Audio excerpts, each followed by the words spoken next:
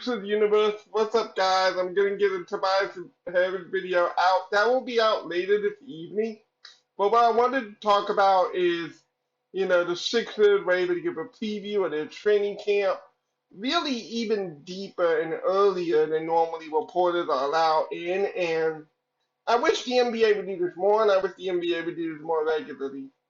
For a couple of reasons. Hold on for a second here. First, the reason why I want to do it is that it gives you a greater insight, a greater look into what they're running, what the team is going to look like, obviously how players are performing, but really more importantly, it was just about the coaching philosophy, and there was just so much that you could glean away in 2 minutes where I was going to do this on Tyrese Maxey, but why not on James Harden? Because he's a combo guard who's really done this his whole life. Combo guards, I want people to understand, is that playing as a combo guard is really, really difficult. Because what a combo guard effectively means is you're elite at scoring the ball. You can get to the rim, you can get to your mid-range, you can get to your pull-up, you can get to a bunch of different things from an individual isolation perspective.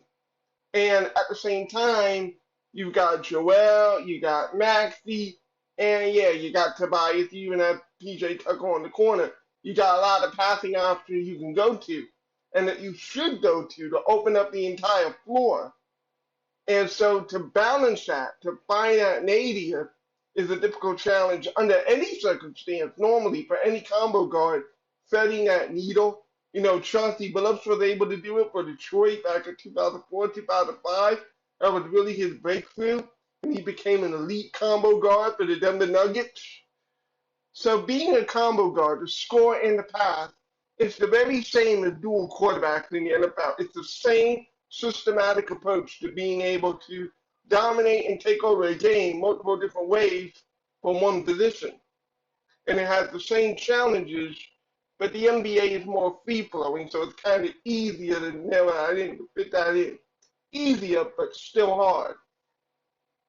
And it's especially hard when it comes to Joel Embiid. And Doc Rivers talked about this yesterday, but we got a literal example of this on tape where Doc was basically to James, I know you want this. I know that you want to call this out, clear it out for an ISO, but sometimes, we have to give it to Joel. Or other times, when there's two men in the paint covering Joel, shoot over the top or just drive it in because Joel is covered on that particular play. Even though you probably could force feed it, that's not the right option. But not all the time, that is. Joel could still make that heck of a play, but it's two guys. It's the same concept in NFL. Do you want your quarterback throwing in double coverage? I don't want that either. So the same thing here. If Joel is covered up top, if they're going to front the post, then Hardy could shoot it, or he could swing it to the corner. And the swing it to the corner is the thing that you're really looking for this offense to go to the next level. One of the reasons we were not successful in switches isn't just because James Harden was literally breaking everything. It's because we didn't get that swing pass as open as we would like, as open as I would like. And what you see in training camp is they're putting emphasis on a swing pass. There was a practice clip where Harden swung it to Tobias. There was a clip where Tobias got the ball off of a tip rebound. He swings it to Maxey, who gets an and-one layup.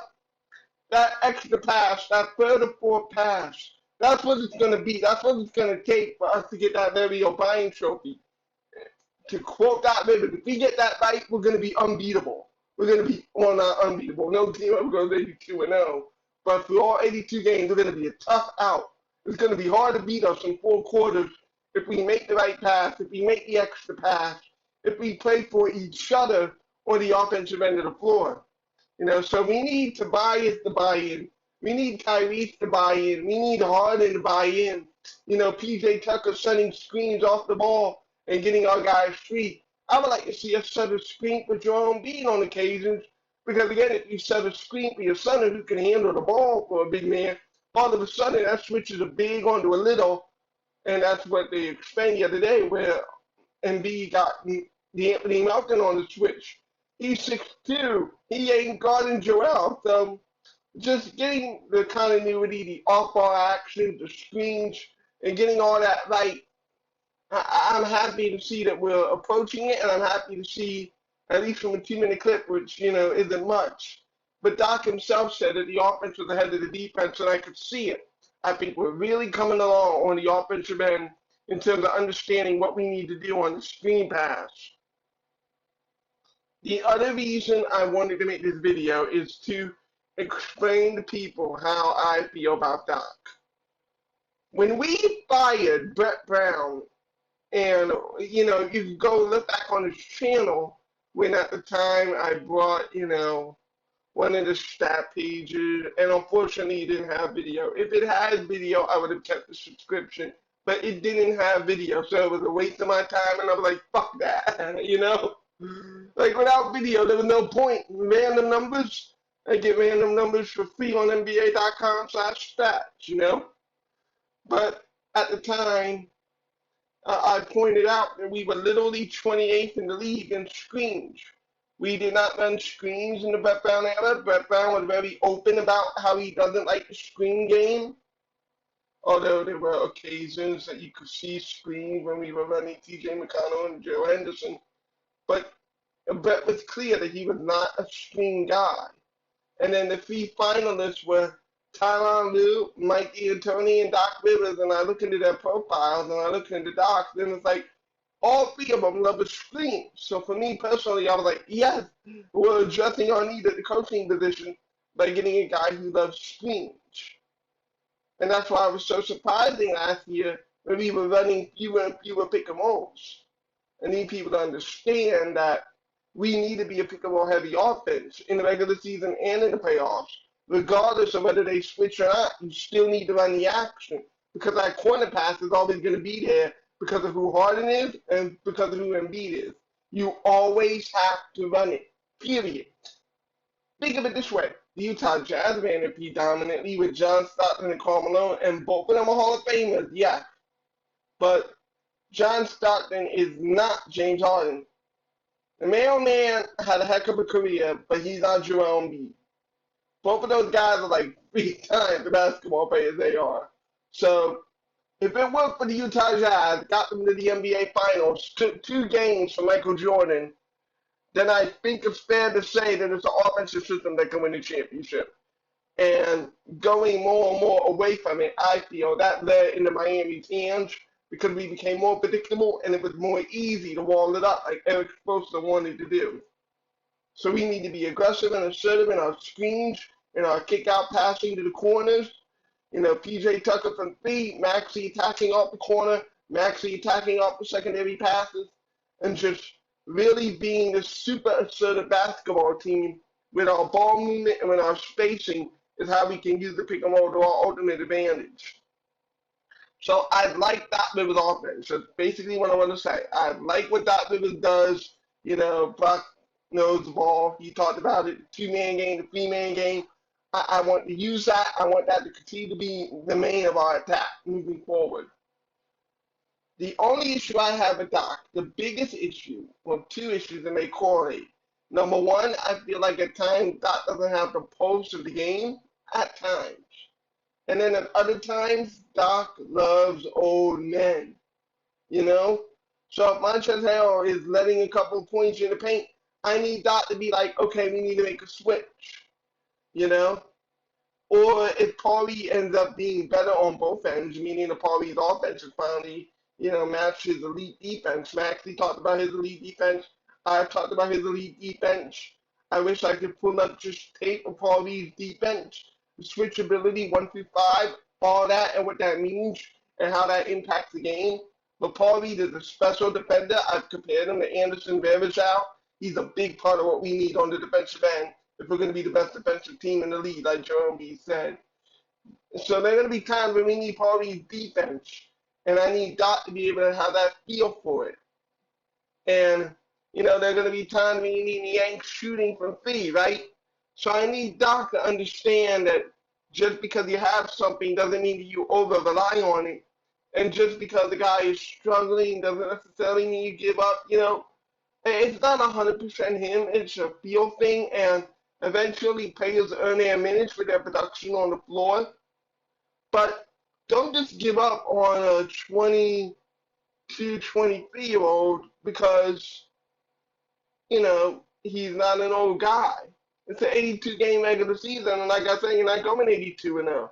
So if losing a couple games here and there, by which I mean, like, especially with this team talent, it'll probably only be 20. You may lose 20 games this season.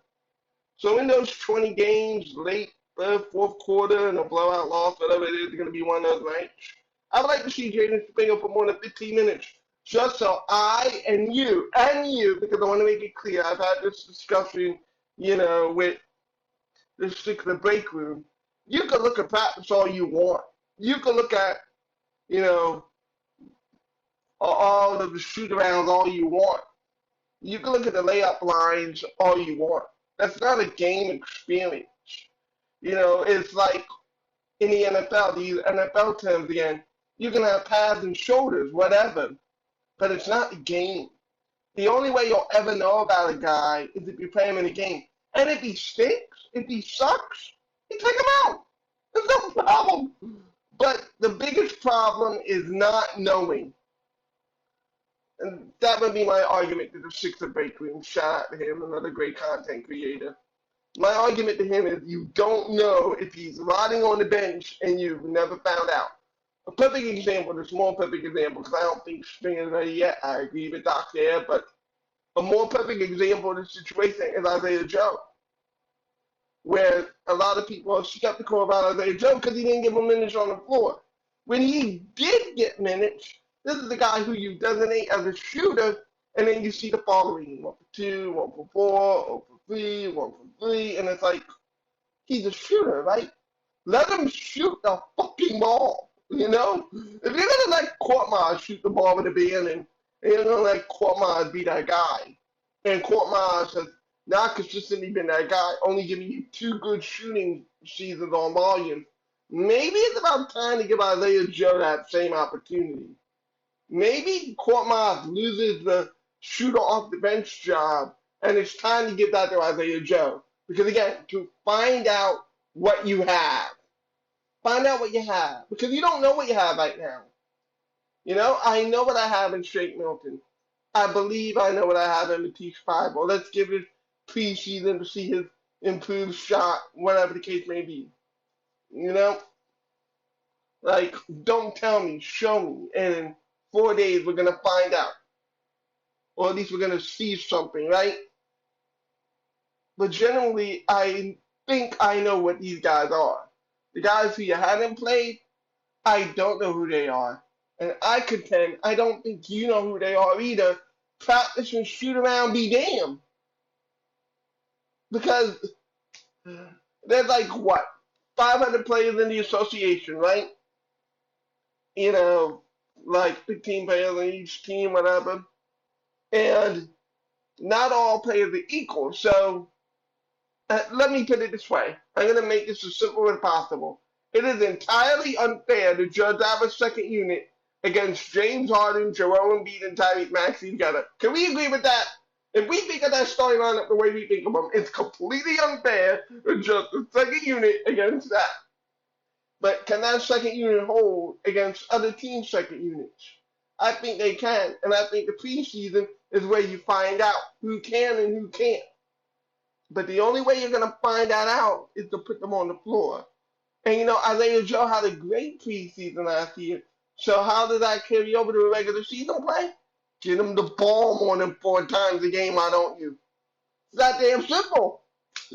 That damn simple. That's all you have to do. The same thing as Paul Reed.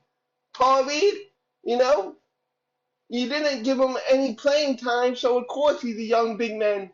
Big men are like wine. You age slowly with them. This is common knowledge. Not just Paul Reed, every big man. Joel Embiid took his time to mature in the league. Big men take time to develop. And so it's not a shock to me that the more Paul Reed played in the playoffs, the more he was able to hold his fouls. And in the summer league, he plays over 30 minutes a game and only averages 3 fouls in those games. So he's starting to do it. He's starting to progress. But you can't have that progress on a continual level unless Pikachu Shaka, you play them. That's all I'm saying with these young guys. Be it Reed, be it Springer next year, or even this year in spot minutes in a blowout win or loss. In order to know what you have, you talk about his defense, and that's the one thing I won't knock. Jaden Springer is definitely a very good defender. That definitely showed that on tape.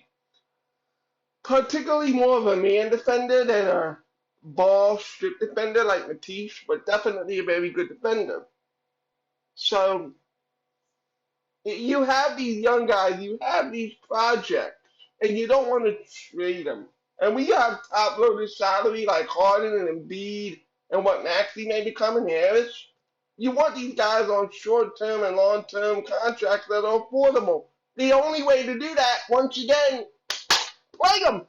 That's the only solution, not staffing them there. So what I would like to see is I would like for us to incorporate young players in our blowouts. There will be plenty both ways because we're that talented and shit happens. So you have ample opportunity. There's no excuse not to develop those young players. And come June, you may get a total surprise out of nowhere and help the team. That's all I'm saying, Doc. That's all I'm saying. That's my biggest pet peeve with him. And that's why I wanted him gone. Because it's like, why do we have these guys? But if Doc can understand it's an 82-game marathon, and it's okay to play some of these young guys in the game, especially if I'm already losing or I'm already winning by a lot, if he can get that, we're good. Peace.